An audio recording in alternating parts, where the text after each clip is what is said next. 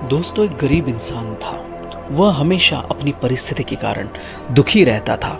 वो हमेशा सोचता कि मेरा क्या उपयोग है इस ज़िंदगी में आकर, जब मैं अपने परिवार को सभी सुख नहीं दे पा रहा हूँ। उनको 2 वक्त की रोटी देना मतलब सभी सुख प्राप्त करवाना नहीं होता है।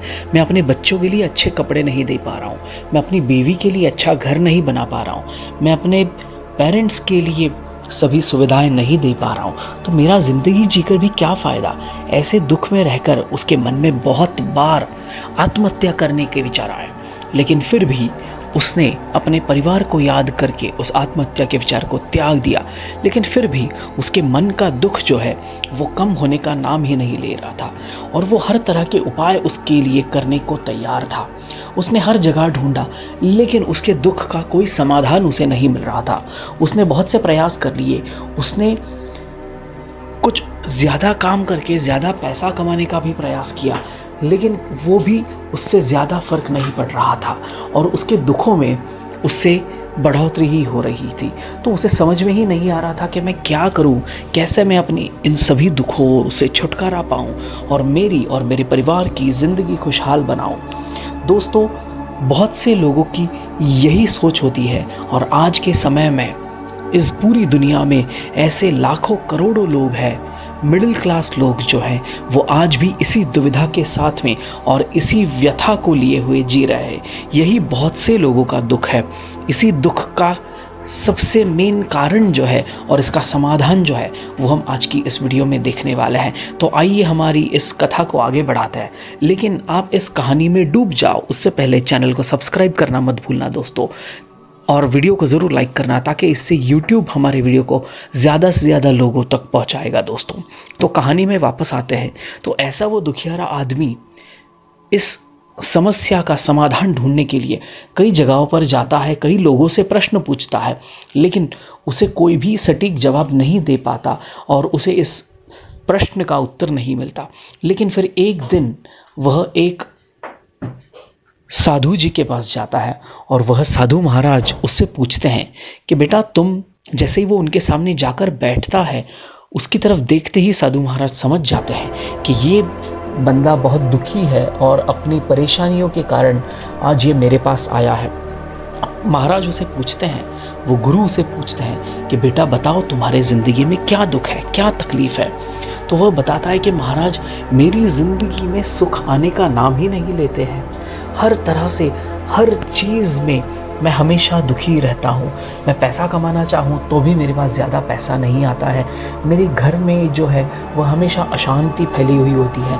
मैं एक अच्छा घर नहीं बना पा रहा हूँ। मैं अपने बच्चों को अच्छी शिक्षा नहीं दे पा रहा हूँ। मैं अपनी बीवी को अच्छे कपड़े, अच्छे गहने नहीं दिलवा पा रहा हूँ। भगवान महाराज, आप मुझे इस व्यथा से बचाइए और मुझे कोई सही राह दिखाइए। महाराज बोलते हैं, चिंता मत करो बेटा, मैं आज तुम्हें एक ऐसा मंत्र दूंगा जिस मंत्र से तुम सुखी हो जाओगे और तुम्हारी सारे दुख मिट जाएंगे। बस उस मंत्र को उसके नियमों के साथ में तुम्हें पालन करना है। वो बंदा बोलता है, महाराज आप मुझसे जो कहेंगे वो मैं करने के लिए तैयार हूँ, लेकिन आप मुझे बस वो मंत्र दे दीजिए और मेरे सभी दुखों को दूर कर दीजिए और मुझे सुख ही सुख दे दीजिए। तो उसके महाराज कहते हैं, बेटा मंत्र तो मैं तुम्हें दे दूंगा, लेकिन उसका एक नियम है। इस मंत्र का जाप तुम्हें आज से लेकर अगले 3 दिन तक लगातार करना है, और वो जाप अपने मन में ही करना है। उसने कहा, जी महाराज मैं बिल्कुल करने को तैयार हूँ। उन्होंने कहा, इस मंत्र का तुम्हें उच्चारण नहीं करना है और ना ही किसी को ये मंत्र सुनाना है, लेकिन इसका मन में कंटिन्यूस बिना रुके जाप शुरू रखना है। उसने कहा, महाराज मैं ज़रूर करूँगा, लेकिन इसके साथ में और एक नियम है। महाराज ने कहा, उसने कहा, क्या नियम है महाराज? उन्होंने कहा कि इस मंत्र का जाप करते समय तुमने कभी भी गुलाब के फूल का विचार नहीं करना है। उसने बोला, महाराज बस इतनी सी बात? वैसे भी मैं इतना दुखी होता हूँ, गुलाब के फूल का मुझे कभी भी ख्याल नहीं आता है महाराज, तो इसका मुझे आने का यही नहीं है। उन्होंने बोला लेकिन याद रखना, ना तुम गुलाब के फूल का नाम लोगे, ना ही उसे देखोगे और ना ही उसका विचार करोगे। बस यही नियम है, अगले 3 दिनों तक तुम्हें यही काम करना है। उसने बोला ठीक है महाराज। उसने महाराज को प्रणाम किया और वो अपने घर की तरफ निकल गया। जैसे ही वो अपने घर की तरफ जा रहा था, पता नहीं क्यों लेकिन अचानक से उसके मन में, उसने जाप तुरंत शुरू कर दिया था और जाप करते समय अचानक उसके मन में गुलाब के फूल का ख्याल आ गया।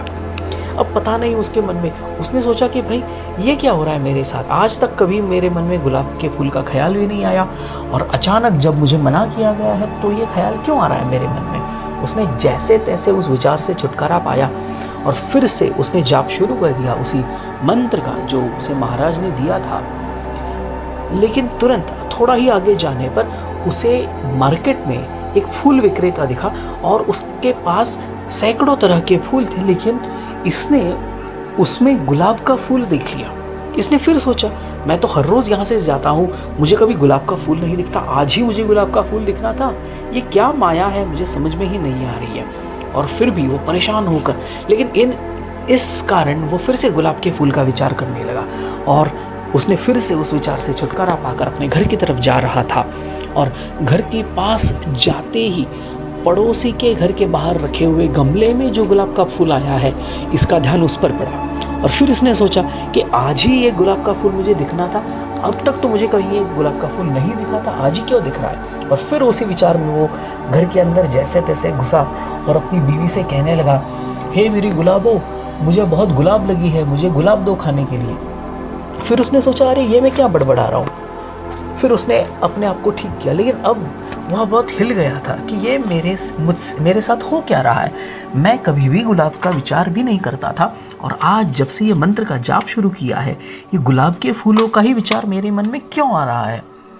यह सोचते सोचते वो परेशान हो गया और फिर से जाप करने लगा और रात को सो गया। महाराज ने 3 दिन जाप करने के लिए कहा था, लेकिन ये दूसरे ही दिन महाराज जी के पास पहुंच गया और महाराज से विनती करने लगा कि महाराज ये मेरे साथ हो क्या रहा है। आपने जब से मुझे कहा है कि गुलाब के फूल का विचार नहीं करना है, वही मेरे सामने बार बार आ रहा है। मैं जो सोच रहा हूँ कि जिस चीज़ का विचार नहीं करूँ, जो चीज़ मुझे नहीं दिखनी चाहिए, आज तक मुझे कभी गुलाब का फूल रास्ते में नहीं दिखता था, ना ही बाजार में और ना ही किसी गमले में और ना ही किसी के खेतों में।